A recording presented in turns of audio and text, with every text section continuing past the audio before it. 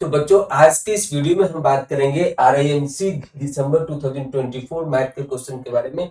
तो यहाँ पे पहले मैथ के क्वेश्चन को समझते हैं, फिर आपको इसका डिटेल सॉल्यूशन भी बताएंगे। तो यहाँ पे क्वेश्चन क्या कहता है कि shopkeeper marks the cost of two identical articles 100% above the cost price and other 50% above the cost price full stop.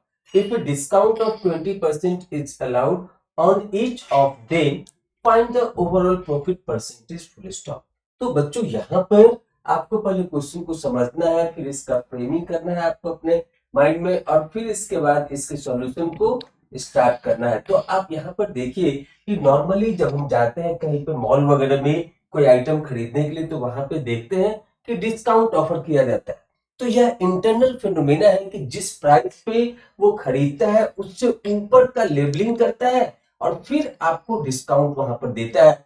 वही इस क्वेश्चन में कहा जा रहा है कि यहाँ पर टू आइडेंटिकल आइटम्स को खरीद रहा है और एक के ऊपर जो कॉस्ट प्राइस है उससे 100% एवब का लेबलिंग कर रहा है, जिसको हम लोग मार्क प्राइस भी बोलते हैं, और दूसरे आइटम पे 50% उसके कॉस्ट प्राइस से एवब का लेबलिंग कर रहा है, और दोनों पे फिर उसके बाद फ्लैट डिस्काउंट दे रहा है, discount of 20% allowed on each of them. उसके बाद पूछ रहा है कि find the overall profit percentage. तो सबसे पहले हम लोग यहाँ पे कॉस्ट प्राइस एज्यूम करते हैं। Let cost price of first article is x, then as per this, तो यहाँ पे मार्क प्राइस क्या हो जाएगा, as per the question mark price को हम एमपी से डिनोट कर रहे हैं। तो यहाँ पे कॉस्ट प्राइस है x प्लस x का 100%, मतलब कि यहाँ पे मार्क प्राइस क्या हो जाएगा, तो यहाँ पे 100% मतलब 100/100, so it will become a simply 2x, so this can be written x plus x into 100 और परसेंटेज के बदले डिवाइड बाय 100, तो ये दोनों कैंसिल हो गए, तो x प्लस x आपको मिल गया यहाँ पे 2x। तो ये हो गया mark price for this article 1। अब इसके ऊपर मार्क प्राइस के ऊपर 20% का डिस्काउंट दे रहा है, तो यहाँ पर सेलिंग प्राइस अब निकालेंगे। तो ये बोलते हैं mark price for the first article as a MP1।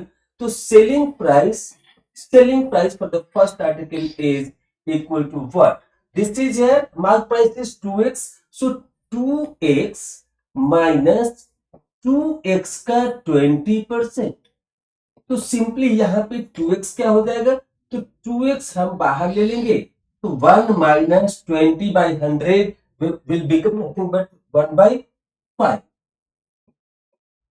तो यहाँ पे ये हो गया 2x और इसका एलसीएम क्या हो गया 5, सो यहाँ पे 5 माइनस 1, सो ये आ जाएगा 4/5, so ultimately it will become 8x/5। क्या मिल गया, selling price of the first article in terms of cost price is 8x/5। अब यहां पर हम लोग इसी तरीके से दूसरे आर्टिकल के ऊपर कैलकुलेट करेंगे और फिर उसके बाद दोनों के सेलिंग प्राइस को जोड़ देंगे, तो वहां पे ओवरऑल सेलिंग प्राइस हो जाएगा, और दोनों के कॉस्ट प्राइस को जोड़ देंगे तो वहां पे ओवरऑल कॉस्ट प्राइस हो जाएगा, और उसके बाद हम लोग प्रॉफिट परसेंटेज को निकालेंगे। तो यहां पर देखिए अभी क्या करना है, तो अब यहां पर late cost price for the second item is also x, क्योंकि यहां पे दोनों बोले कि टू आइडेंटिकल आर्टिकल्स, तो दोनों का हमने ये कॉस्ट प्राइस को माना x, CP1 is equal to x and CP2 is equal to also x। अब यहां पर मार्क प्राइस क्या हो जाएगा, तो सेम नहीं है, क्योंकि यहां पर जो दूसरे आइटम पे प्राइस को इनहेंस कर रहा है वो 50% से, तो यहां पे क्या लिखेंगे, MP2 is equal to x plus x का 50%, तो this can be written here x plus x into 50/100, so this will become ultimately 1/2, so this will become 1/2x plus x, so this will be ultimately 3x/2, 3x/2 will become the mark price for the second item। अब इसके ऊपर भी जो हमारा mark price 2 है, अब देखिए MP1 MP2 is not same, तो यहां पर लेकिन डिस्काउंट दोनों पे सेम है, तो सेलिंग प्राइस 2 क्या हो जाएगा, तो selling price 2 is equal to what, this will become here 3x by 2 is their mark price minus 3x by 2 का 20%. So ultimately 3x by 2 is common in both. और यहां पे क्या हो जाएगा 1 minus 20% मतलब 20/100. So 20/100 is nothing but 1/5. So 1 minus 1/5, 1 minus 1/5. तो यहाँ पर इसका एलसीएम क्या हो जाएगा, तो इसका एलसीएम हो जाएगा 5, और यहाँ पर न्यूमरेटर में क्या आ जाएगा 5, यहाँ पे आ जाएगा 1. सो 5 minus 1/5. So ultimately this will become है 3x by 2 into ये हो जाएगा 4/5. तो यहां से 2 2 जब 4, तो ये हो गया हमारा 6x/5 हमारा आ गया, क्या आ गया, सेलिंग प्राइस 2. अब यहां पर दोनों के सेलिंग प्राइस को जोड़ देंगे तो ओवरऑल सेलिंग प्राइस आ जाएगा, दोनों के कॉस्ट प्राइस को जोड़ देंगे तो ओवरऑल कॉस्ट प्राइस आ जाएगा. और हम जानते हैं कि selling price is equal to what, अगर ये प्रॉफिट हो रहा है, प्रॉफिट हो ही रहा है, क्योंकि यहाँ पे आप देख रहे हैं कैलकुलेशन के हिसाब से, तो प्रॉफिट हो रहा है, तो यहाँ पे प्रॉफिट क्या होता है, selling price minus cost price. तो प्रॉफिट आपको मिल गया, कॉस्ट प्राइस मिल गया, तो इसके ऊपर प्रॉफिट परसेंटेज आप आराम से निकाल सकते हैं. तो अभी देखते हैं अगले स्लाइड में रेस्ट ऑफ द कैलकुलेशन करते हैं. तो यहाँ पे जो सेलिंग प्राइस होगा, ओवरऑल कॉस्ट प्राइस पहले देखिए. So overall cost price is x plus x is equal to 2x. Overall selling price is equal to, तो यहां पर हमारा एक का सेलिंग प्राइस था 8x/5 और दूसरा का है 6x/5. 8x/5 8x/5 plus 6x/5, तो दोनों का डिनोमिनेटर सेम है, तो यहां पे इसका एलसीएम 5 और न्यूमरेटर ऐड हो जाएगा डायरेक्टली, तो ये हो जाएगा 8x, ये हो जाएगा 8x plus 6x. So this is equal to 14x/5.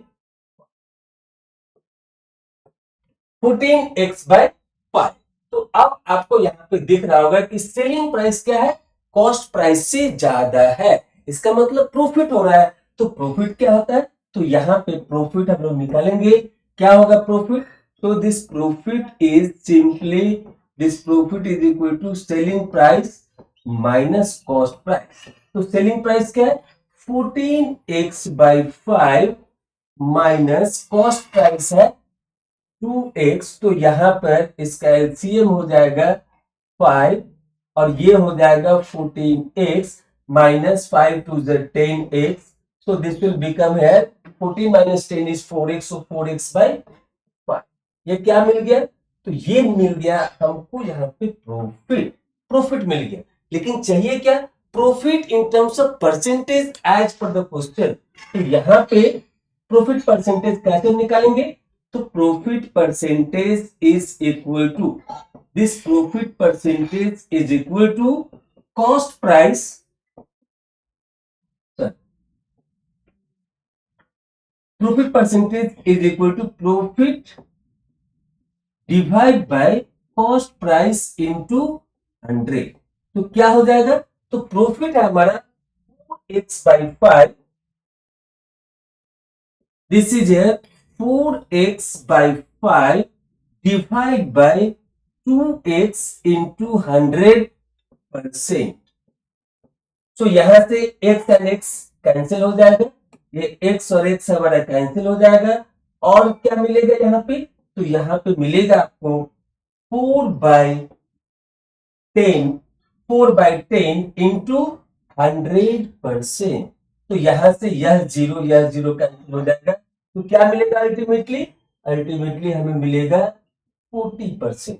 So overall profit percentage we got it here as a 40%. तो यहां पर आपको पहले क्वेश्चन का एनालिसिस पता होना चाहिए, इसमें क्या कह रहा है, उसके अकॉर्डिंगली स्टेप वाइज आपको प्रोसीड करना है, आपको पता होना चाहिए कि मार्केट प्राइस क्या होता है, कॉस्ट प्राइस क्या होता है, सेलिंग प्राइस क्या होता है, फिर उसका कैलकुलेशन कैसे होगा और फिर फाइनल जो ये प्रॉफिट परसेंटेज है वो कैसे आएगा, प्रॉफिट कैसे आएगा। अगर ये सारे बेसिक्स आपको पता है तो आपको यह क्वेश्चन काफी आसानी से बन जाएगा और फुल मार्क्स मिलेंगे अगर आप इस तरीके से स्टेप वाइज काम करते हैं। तो इस क्वेश्चन का ओवरऑल प्रॉफिट परसेंटेज जो हमारा फाइनल आंसर हुआ वो क्या हुआ, तो ये मिला हमको 40%।